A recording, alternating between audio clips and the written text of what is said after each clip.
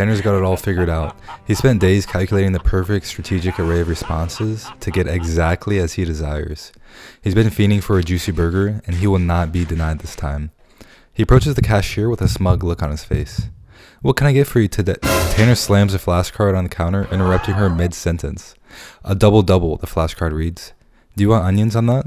He slams another flashcard down. "No onions," it reads in all caps. "Anything to drink?" she asks. "A pink lemonade, no ice." "How much is the total?"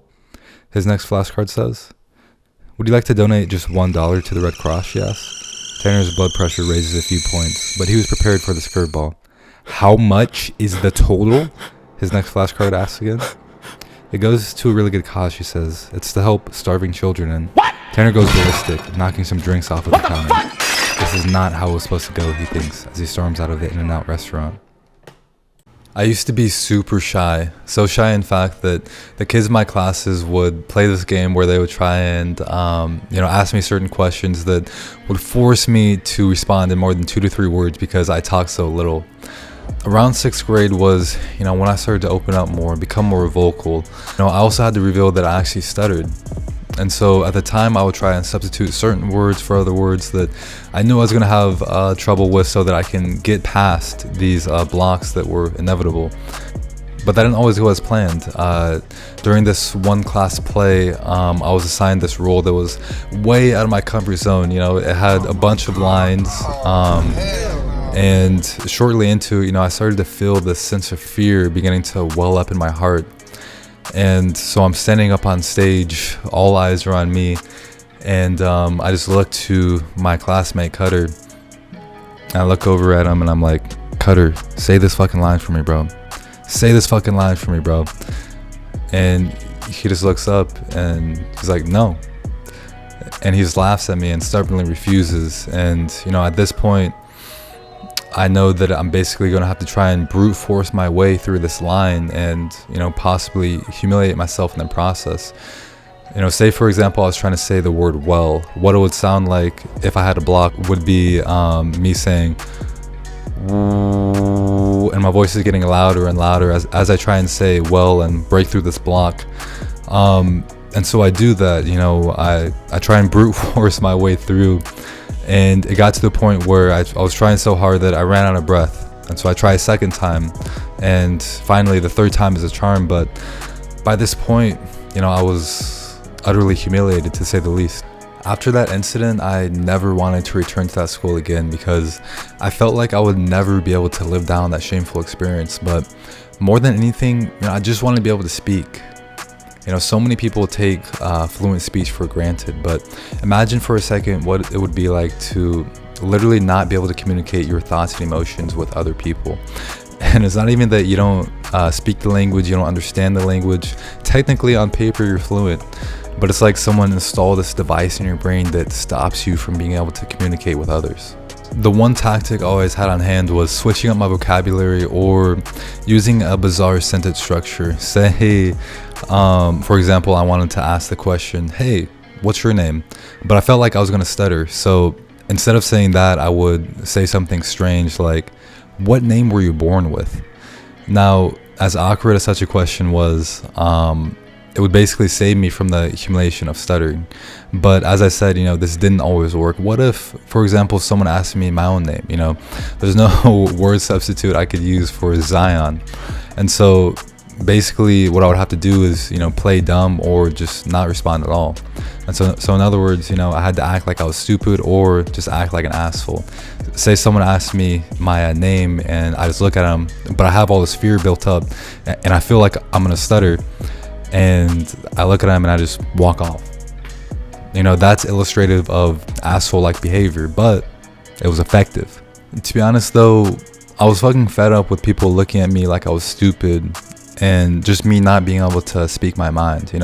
So many people mindlessly throw out their opinions without ever considering any other point of view.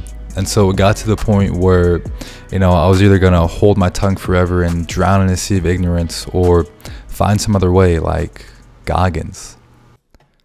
Goggins wasn't born, he was created. But before Goggins, there was only Tanner. For all of Tanner's life, he was told how he wasn't good enough and how he would never amount to anything. He carried this attitude around with him for everything he did in life, and for that reason, he failed at most things he tried. But one day, Tanner decided to sign up for the basketball team. He didn't really expect anything of it, but he found that he was a natural. He was so good, in fact, that he became the star player of the team. He was a prodigy, and he had a master's degree in breaking people's ankles. People started cheering the last name on his jersey everywhere he went. He became the hero of his school. And this is when Goggins was born. When Goggins awakened, he was showered with love. He was praised as a star, and he far exceeded the expectations that anyone had with Tanner. Even though they were the same person, when Tanner put on his jersey, he found that Goggins could do anything and be anything that he wanted. Goggins freed Tanner from the limitations he imposed upon himself and unlocked the potential that he had chained up inside himself. So this got me thinking, what secret abilities do I have that have been chained up inside of myself? Why is it that I don't stutter when I'm alone, for example, or when I'm rapping or singing, or when I've just repeated what someone else has just said? Doesn't this prove that I am actually fluent if I can have no trouble at all speaking during these hyper specific moments? And if so, how is it that I can apply the same state of fluency to all other aspects of my life instead of just during these, hyper specific moments? As I began researching this phenomenon more and more, I began coming across names such as Marilyn Monroe and Mr. Bean, and I found out that they actually stuttered too, despite the fact that they were both actors. And so this means that they literally chose professions that would seemingly be the most difficult for them to excel at, and yet they both flourished. And they both talked about how when they would, take on these roles playing other people, how their stutter would miraculously disappear and how they would be free from that burden during their performance. Sometimes if I'm very nervous or excited or something, I stutter. In fact, one time they were doing I had a small part in the movie, and the assistant director came in and yelled at me. Oh, he talked awful, and and so I, when I got into the scene, instead of my lines, I woo, woo, woo, woo, and the director came up. He was furious. He says, "You don't stutter." I said, "That's what you think." And, at first I thought all this was crazy. Was, stepping outside myself and donning a persona really the answer?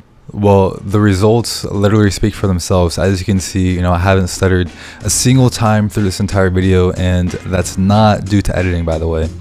It's more so because, I found the secret of stepping outside of my normal everyday personality and, stepping into a persona that mirrors another person that I really resonate with. And I found that this is actually the antidote to stuttering. Now when it comes to, socializing with new people that I've never met before, I don't really have much fear that, I'm gonna stutter. In fact, I hardly ever stutter when it comes to talking to new people. But the most amazing thing of all has just been this ability to fully express my thoughts and emotions. I can remember times when I was a kid where I would silently sit in tears of frustration because I literally could not say what I wanted to say, despite trying to force myself to for minutes on end. I would actually run out of breath trying to say just one word, and that was so utterly frustrating. But in donning, this persona and acting like someone that I admire and resonate with, I've not only been able to fully express myself, but I've also been able to tap into these resources that have been chained up inside of myself that have allowed me to succeed past my wildest dreams. Now I don't hesitate to approach women that I find attractive. I don't hesitate to jump on sales calls with random people, and I pretty much never think about how I might not be able to do something because I might stutter. Alright guys, so I hope you enjoyed that video. If not, leave some comments on how I can make it better. And in the meantime, if this is a topic that you want to learn more about, check out my free guide, Brute Force, which is going to go over the exact tactics that I've used that have significantly reduced the frequency of my stuttering. And as always, keep dreaming while you're awake. Peace. You ever wonder what it feels like when dreams bleed into real life? Seeing scenes from TV get realized. Palm trees, a soft breeze, and chilled ice till tides wash away our problems in the spilled wine.